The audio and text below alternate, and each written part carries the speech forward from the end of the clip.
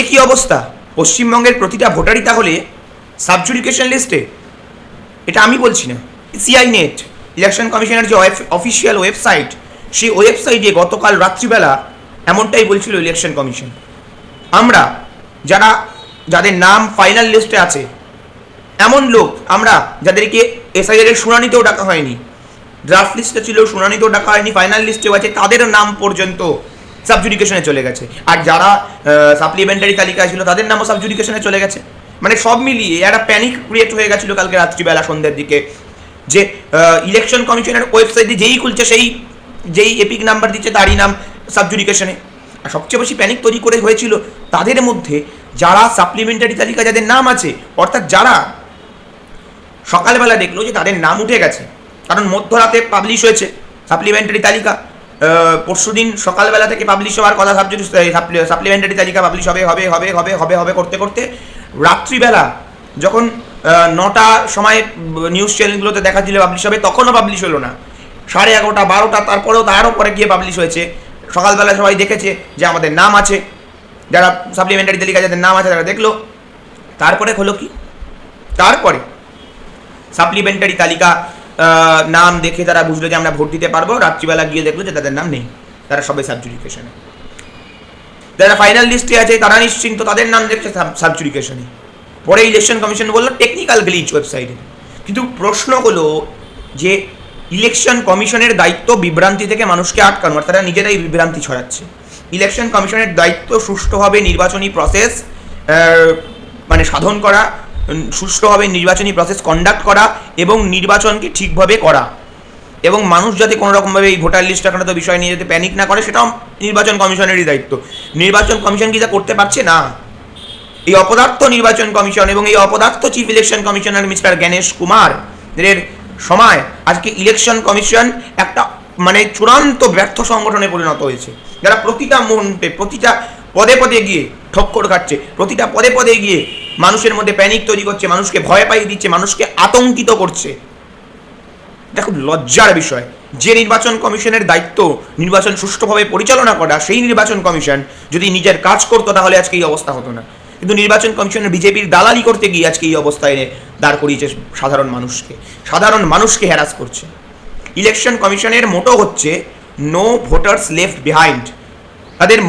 তারা সমস্ত ভোটারকে একসঙ্গে নিয়ে চলতে চায়। আর আজ ইলেকশন কমিশনের মোটো হয়ে গেছে যে সব ভোটারকে পেছনে ফেলে আসো, সব ভোটারকে তাড়িয়ে দাও, মানুষের ভোটাধিকার কেড়ে নেওয়াটা হয়ে গেছে নির্বাচন কমিশনের মোটো। আর তার জন্য এই সমস্যা।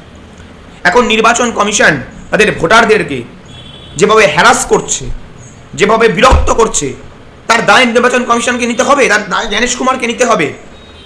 এর দায়ে নির্বাচন কমিশন জ্ঞানেশ কুমার তো এড়িয়ে যেতে পারেনি না, বরঞ্চ সঙ্গে বিজেপিও এড়িয়ে যেতে পারে না।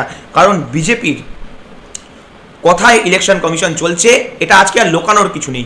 ভারতবর্ষের একটা অন্যতম কনস্টিটিউশনাল বডি, একটা মানে রেসপন্সিবল কনস্টিটিউশনাল বডি, যার দায়িত্ব ইলেকশন করা, সেই নির্বাচন, যেই নির্বাচন ভারতবর্ষের সংবিধানের মূল ভিত্তি, মানে একজন নাগরিক তার একটা ভোট, রাষ্ট্রপতি হোক, প্রধানমন্ত্রী হোক, বা একজন গরিব ঘরের চাষা ভূষো মানুষ বা কোনো গরিব শ্রমিক, সবার একটা ভোট। এইটা হচ্ছে গিয়ে ভারতবর্ষের গণতন্ত্রের বিউটি, ভারতবর্ষের সংবিধানের মূল ভিত্তি। আর সেইটাকেই এবার চ্যালেঞ্জের মুখে ফেলে দিচ্ছে নির্বাচন কমিশনের এই ধরনের বিজেপির হয়ে কাজ করা। এবং বিজেপির হয়ে যে নির্বাচন কমিশন কাজ করছে সেটা আর লোকানোর কিছু নেই, কারণ নির্বাচন কমিশনের অফিস থেকে নোটিফিকেশন জারি হচ্ছে, তার মধ্যে বিজেপির সিল, বিজেপির স্ট্যাম্প। এটা কি চলছে ভারতবর্ষে? এটা কি চলছে? কেরালার ঘটনা, কেরালায় নির্বাচন কমিশনের নোটিফিকেশনে বিজেপির স্ট্যাম্প। নির্বাচন কমিশন বলছে ক্ল্যারিক্যাল মিস্টেক। সবার প্রথম প্রশ্ন, এই ক্ল্যারিক্যাল মিস্টেকে তো কংগ্রেসের নামও থাকতে পারতো, কংগ্রেসের সিলও থাকতে পারতো, নেই কেন? সিপিএম এর সিলও থাকতে পারতো, কেরালায় নেই কেন? এই ক্ল্যারিক্যাল মিস্টেক তো বাংলায় হতে পারতো, বাংলায় তৃণমূলের সিল দিয়ে বেরিয়ে গেছে, নেই কেন? কারুর অন্য কোনো বিরোধী পার্টির সিলে তো বেরোয়নি, শুধু শাসক দলে বিজেপির সিলেই বেরোয়। ভুল সব ক্ল্যারিক্যাল মিস্টেক সব কিছু বিজেপিকে কেন্দ্র করেই হয়। আর দ্বিতীয় কথা, বিজেপির সিল নির্বাচন কমিশনের অফিসে করছিলটা কি? বিজেপির সিল নির্বাচন কমিশনের অফিসে কোথা থেকে এলো? এই প্রশ্ন আসছে। আজকে প্রত্যেকটা ভারতবর্ষের মানুষের কাছে এটা একটা এক্সিস্টেন্সের প্রশ্ন কারণ আমাদের সংবিধান আমাদের প্রোটেক্ট করে, আর আমাদের সংবিধানের মূল ভিত্তি হচ্ছে ভোট। আর সেই ভোটের ওপর, সেই আমাদের ভোটাধিকারের ওপর চ্যালেঞ্জ ছুড়ে দিয়েছে এই নির্বাচন কমিশনের নেতৃত্বেই বিজেপি সরকার। বিজেপির এবং নির্বাচন কমিশনের ষড়যন্ত্রে আজ আমাদের ভোটাধিকার প্রশ্নের মুখে। আজ নির্বাচন কমিশনের অপদার্থতায় অসংখ্য মানুষ সুইসাইড করেছে, অসংখ্য মানুষ মারা গেছে আতঙ্কিত হয়ে। নির্বাচন কমিশনের ভিকটিম, এরা নির্বাচন কমিশনের ভিকটিম।